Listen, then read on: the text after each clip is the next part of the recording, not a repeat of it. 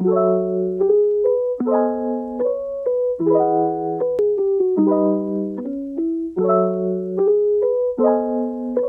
warahmatullahi wabarakatuh. Waalaikumsalam. Alhamdulillah, sahabat semua, selamat datang di podcast Keluarga Utama, membangun amal soleh di setiap peristiwa.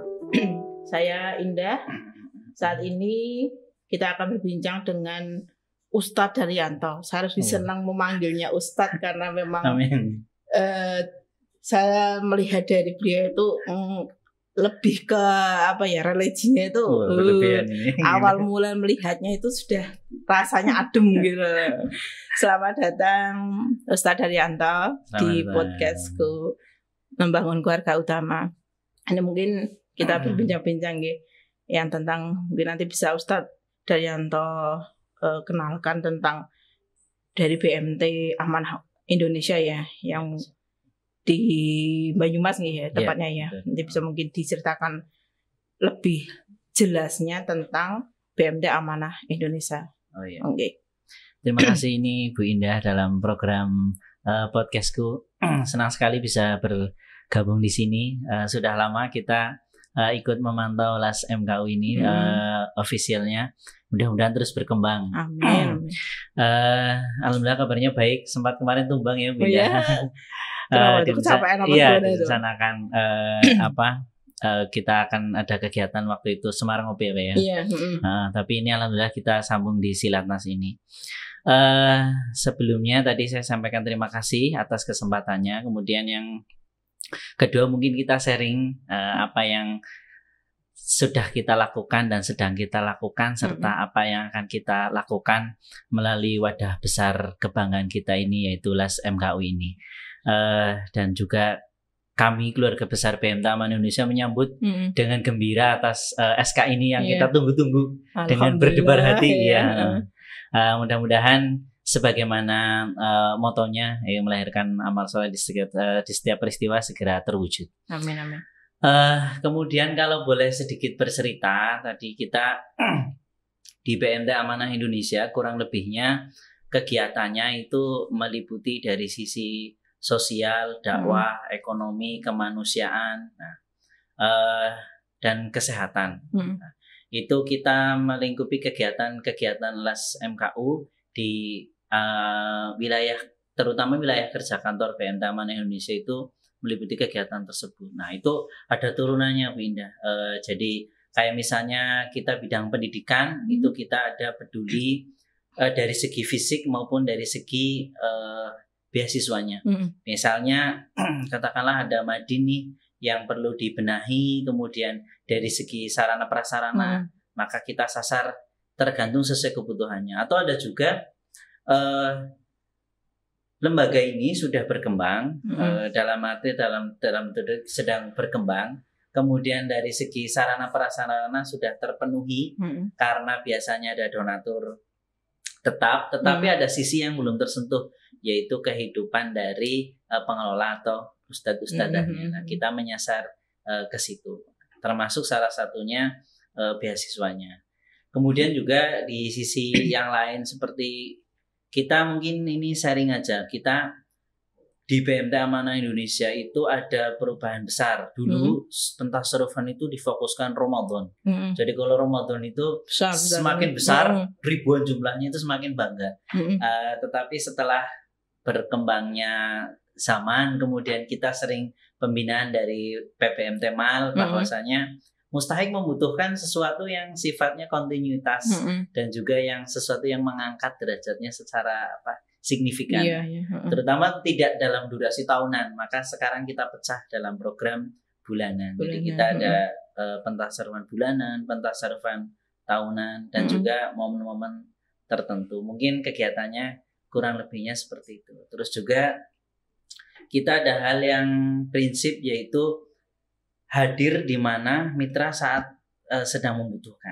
Saat itu misalnya kita ada area kantor itu rawan bencana tanah longsor dan banjir.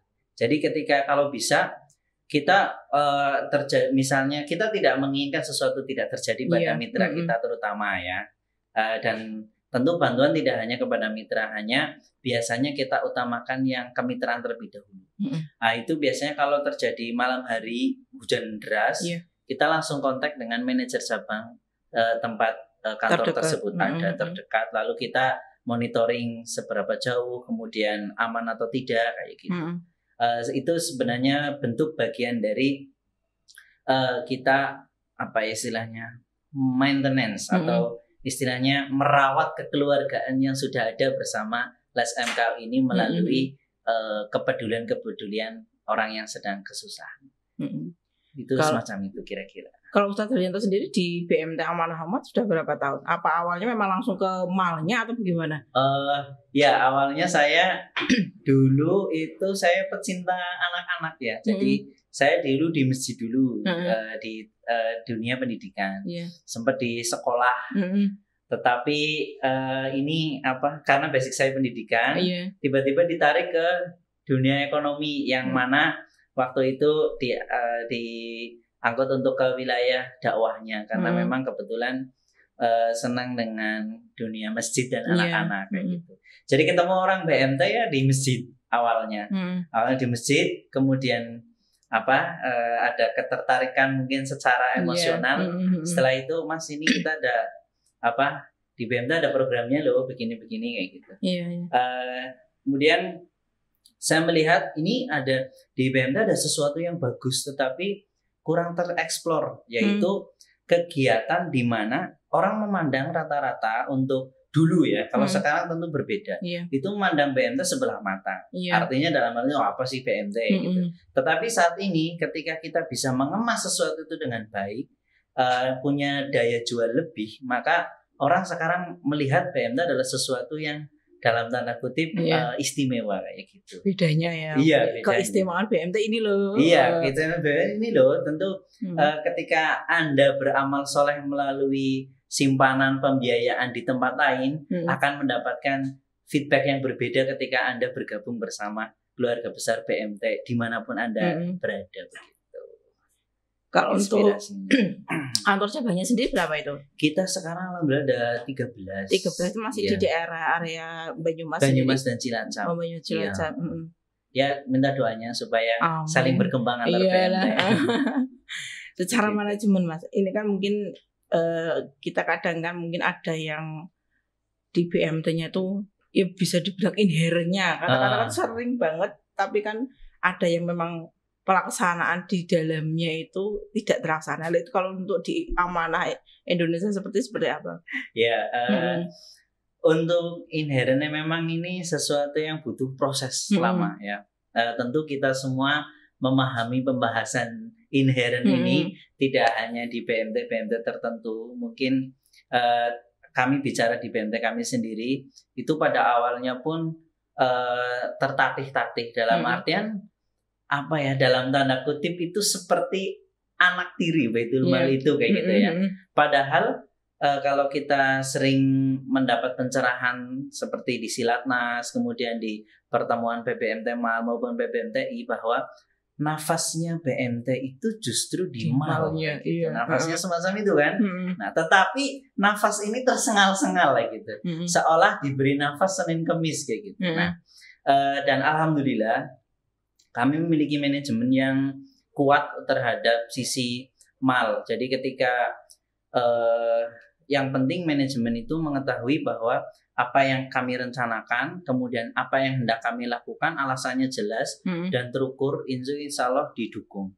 Tentu saat ini kami dari divisi Baitul Mal sendiri memiliki strategi khusus untuk agar inherenisasi ini berjalan dengan lancar karena kadang kesadaran tiap pegawai berbeda. Mungkin sebagaimana di BMT yang lain. Karena kadang ada yang sifatnya bekerja ya saya datang bekerja cukup kayak gitu pulang.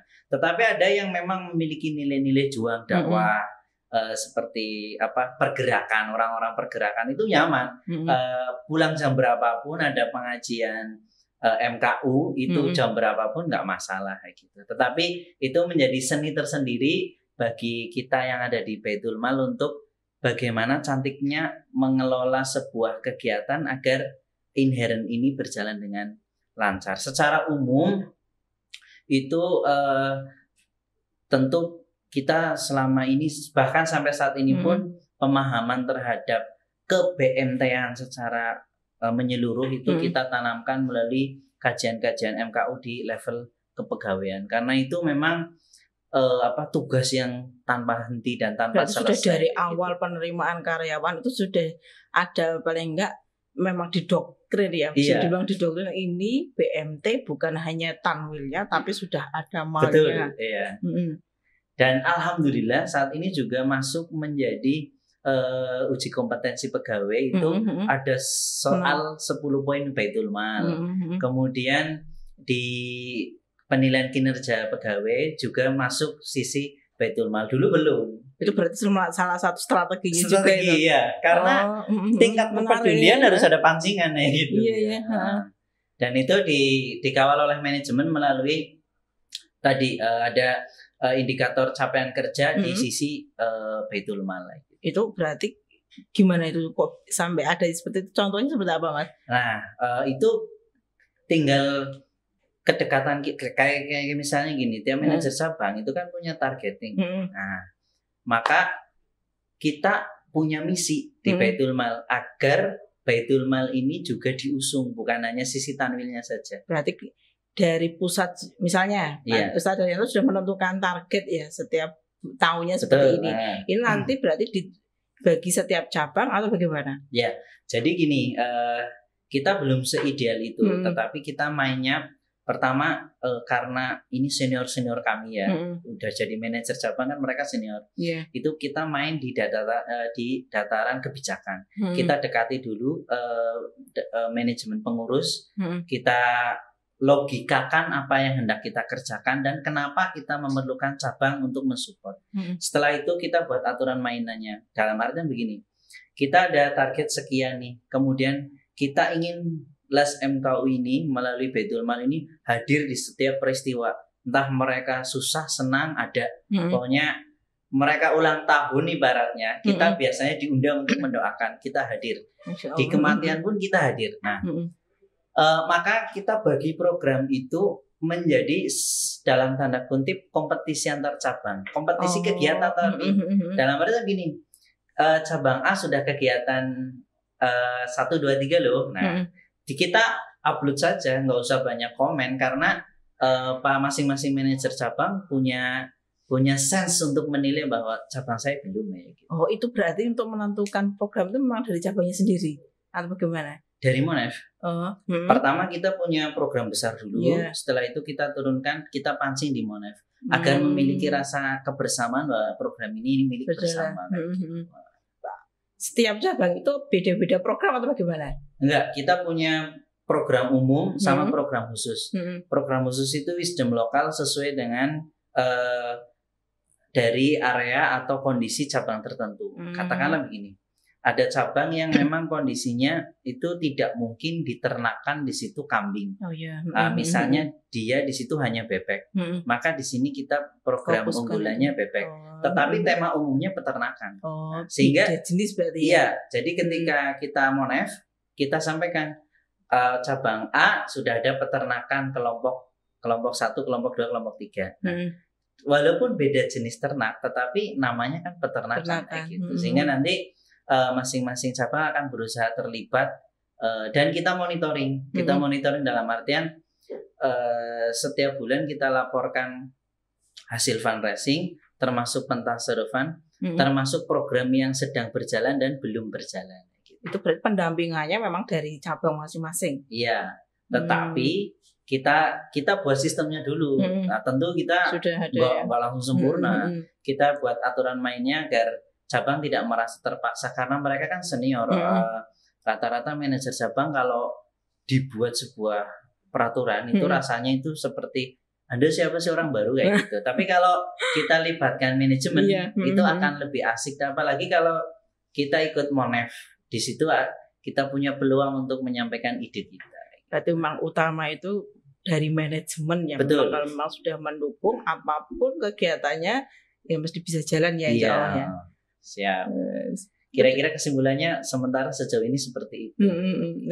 Itu memang yang sering kali diidam-idamkan utama ya untuk para mal-mal di Indonesia itu memang manajemen didukung dengan tim semuanya. Yang saat ini memang banyak juga yang mungkin mal-mal yang belum bisa dibilang belum merangkak ya kan, memang betul, dari manajemennya sendiri belum mendukung. Ini luar biasa dari amanah Indonesia ini ya. Selain untuk program-program beasiswa tadi juga ada untuk programnya sendiri yang ada yang masuk kemarin untuk UMKM-nya. Oh iya. Jadi kembali tadi kita cerita ke program, kita kan juga selain pendidikan ada kesehatan, kita pengobatan gratis itu mobile. Jadi kita sifatnya jemput bola. Kita melibatkan puskesmas, kemudian lembaga pihak ketiga seperti Dompet Duafa, kemudian ACT ataupun lembaga sosial terdekat yang memungkinkan. Intinya kita tidak boleh berhenti dengan satu teman gitu. Yang penting kita tidak menyakiti atau tidak menyinggung teman yang lain, yang asal enak-enak aja kayak gitu. Kemudian juga terhadap program pemberdayaan ekonomi kita juga kan di Banyumas ini selain potensi ekonomi juga potensi bencana. Kita juga melebarkan sayap dengan menjalin kerjasama selaku ULAS MKU ini, kita kerjasama dengan berbagai stakeholder yang ada di Banyumas. Baik itu dari segi ekonomi di UMKM-nya kita alhamdulillah punya direktur dekat juga dengan dinas karena izin kita provinsi tapi kita kan pelaksananya di daerah. Masih di itu kita memang harus baik-baik sama dinas ya karena memang tanda kutip semua kebijakan lewat pintunya situ. Termasuk dulu kita PBM Temal dapat yang itu loh Mbak Indah. Apa UMKM itu BLT apa ya? BLT dulu bantuan langsung tunai untuk UMKM itu. Oh iya. Dan itu yang ribut itu ya. Iya, kan pengalaman berharga itu. Nah, itu juga salah satu bentuk pemberdayaan kita. Selain itu kita ada ini Mbak, kita kerjasama dengan jamaah masjid yang sudah masuk program MKU. Jadi kita ada kajian MKU di masjid-masjid, kemudian masjid tertentu yang telah memenuhi kriteria, katakanlah kriterianya itu satu takmir, ada susunan takmir, kemudian status tanah jelas dan lain-lain, itu kita titipkan di situ ada 2 program, satu penggemukan kambing, yang kedua itu jual beli kambing. Nah itu di situ salah satu programnya kan dalam rangkanya sehat ekonominya, sehat jasmaninya, sehat juga rohaninya. Mantap ya program-programnya. Triple lah mudah-mudahan. Semacam itu. Kalau dilihat kan juga di medsos juga banyak ya yang paling enggak itu program-program dari Amanah Indonesia sering juga diupload dan selalu melibatkan media. Itu bagaimana kok bisa sampai media bisa seperti itu? Ya apalagi di daerah ya untuk bisa membangun seperti itu, seperti apa itu? Iya. Ini memang banyak yang tanya, kok bisa kayak gitu ya? Padahal memang kita lihat kegiatannya mungkin di BMT lain banyak kayak gitu, tapi kenapa ada yang bisa terangkat dan ada yang tidak? Nah, ini mungkin kita berbagi, mudah-mudahan jadi amal syariah. Yang pertama kita tentu harus banyak teman terlebih dahulu. Kebetulan karena di Baitul Mal itu kan basic yang harus dimiliki public speaking, ya kan? Itu dimanapun ketemu donatur juga public speaking, ketemu mustahik juga public speaking kan. Nah, maka di les MKU ini penting banget public speaking dimiliki. Nah, kita pertama bangun jaringan dulu. Jadi nggak mungkin kan kita tiap kegiatan kita harus keluar budget banyak kayak gitu, karena kan itu tidak murah. Tidak murah kalau untuk belum kenal atau belum mengetahui itu mahal biaya promosi lewat media seperti itu. Jadi pertama kita harus ketahui dulu di jurnalistik itu ada sesuatu yang harus berbeda yang bisa diangkat berkali-kali. Jadi kalau kegiatan sama tapi tidak ada sesuatu nilai yang berbeda, itu biasanya mereka meskipun dibayar nggak mau karena ini udah pernah ya gitu. Nah jadi tiap kegiatan LAS MKU kita harus punya sesuatu yang berbeda. Katakanlah ini misal pentasarufan sembako bulanan. Dicari yang berbeda. Katakan diangkatlah ada seorang nenek tua hidup sendirian, kemudian di situ rumahnya kurang representatif, kemudian apalagi misal belum mendapat fasilitas BPJS. Nah, maka ini menjadi nilai beritanya di sini gitu. Sebenarnya yang kita ingin sampaikan kepada donatur adalah bulan ini kita mengadakan kegiatan loh pentasarufan gitu. Hanya agar bisa masuk kita cari sesuatu angel yang berbeda kayak gitu. Ambil temanya yang pas. Ambil temanya yang pas. Nah, itu yang pertama. Kemudian yang kedua, kita juga harus rajin silaturahmi terhadap media. Media itu biasanya berkumpul di satu tempat bencana. Nah, ya kan? Yang kedua itu tempat formal. Biasanya ada undangan gitu. Nah, maka untuk bisa dapat ini kita harus bergaul dengan mereka. Kan biasanya satu daerah itu punya komunitas jurnalis, ada wartawan sendiri dan lain-lain. Kalau bisa kita minimal kenal satu orang dulu. Satu orang, kemudian pertama tentu berkos biaya. Setelah itu kita masuk, kita ngobrol santai dengan mereka. Kedekatan emosional dulu lah. Nah, itu ada tim sendiri yang mendekati mereka atau bagaimana? Baitul Mal, tugasnya Baitul Mal. Tanwil biasanya taunya beres, Mbak. Jadi kegiatan tanwil kadang malah mal yang ngurusi. Kalau promo tanwil itu diserahin ke mal aja kayak gitu, yang udah biasa gitu. Jadi semacam itu. Jadi tugasnya Baitul Mal itu memang tidak hanya di kantor, tetapi ini yang kadang promosi utama malah di mal ya. Kadang yang orang salah tangkap apa ya, Mbak, pegawai yang belum memahami inheren itu tadi. Karena kalau Baitul Mal hanya duduk di kantor nggak jadi. Membangun relasi kan susah. Iya. Jadi yang pertama, kalau tips mungkin sedikit dari PMT Amanah itu bagaimana bisa masuk ke media. Satu, pahami dulu media ini media khusus untuk elektronik atau dia bisa juga cetak. Karena ada dua. Satu online dan dua offline. Biasanya ada yang mensyaratkan kalau sudah masuk offline juga harus masuk online. Nah, ini untuk membangun tahap pertama dulu. Kalau sudah, maka yang kedua sistemnya mau bagaimana? Kita ngambil dokumentasi, kita buat narasinya, atau kita serahkan ke mereka.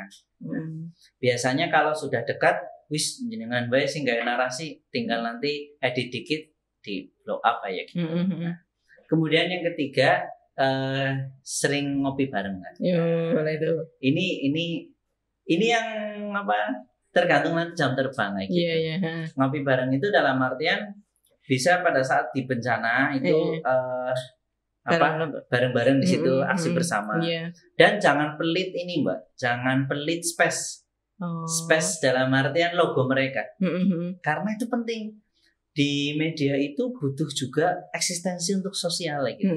Kalau kita kasih space untuk mereka, itu dalam tanda kutip tidak terlalu perhitungan terhadap sebuah berita. Bahkan kita diajari misalnya ada bencana nih, Mas biar bisa masuk berita pentasarufannya jangan biasa ya, harus kayak gini ya gitu. Kita dikasih dan itu kita tawarkan ke mereka, Mas besok kita ada aksi, bisa nggak bareng kayak gitu, nanti logonya termasukkan ya gitu. Itu kira-kira semacam itu. Berapa media yang sudah berkolaborasi? Kita biasanya yang kita rutinkan satu, yang skala nasional. Biasanya kita pakai Times Indonesia. Nah, kemudian kalau yang untuk lokal, kegiatan lokal itu kita biasanya ada dari RRI, dari Radar Banyumas, kemudian ya kisaran 5 lah.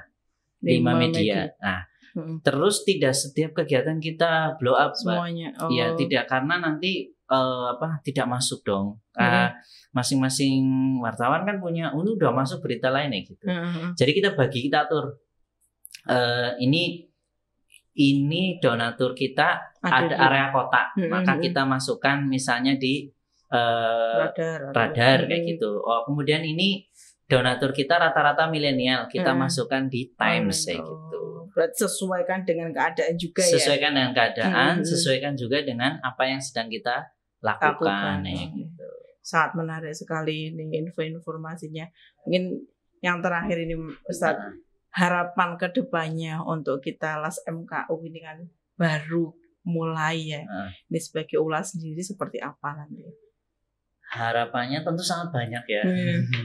Dengan adanya LAS MKU ini, kita berharap gerakan kita lebih masif, lebih dekat dengan masyarakat dan hadir benar-benar di setiap peristiwa, baik peristiwanya baik suka maupun duka. Yang kita harapkan suka tentunya ya. Kemudian dengan adanya LAS MKU ini, kita semakin kokoh dalam beramal soleh dan juga kita bisa semakin terarah dalam pengentasan mustahik menjadi muzaki. Sangat menarik sekali. Terima kasih sekali Ustadz Daryanto sudah hadir di podcastku, podcast Keluarga Utama, lahirkan amal soleh di setiap peristiwa. Terima kasih. Semoga ini menjadi amal semuanya dari Ustadz Daryanto, terutama di BMT Amanah Indonesia ya. Kita tutup. Terima kasih. Assalamualaikum warahmatullahi wabarakatuh. Waalaikumsalam.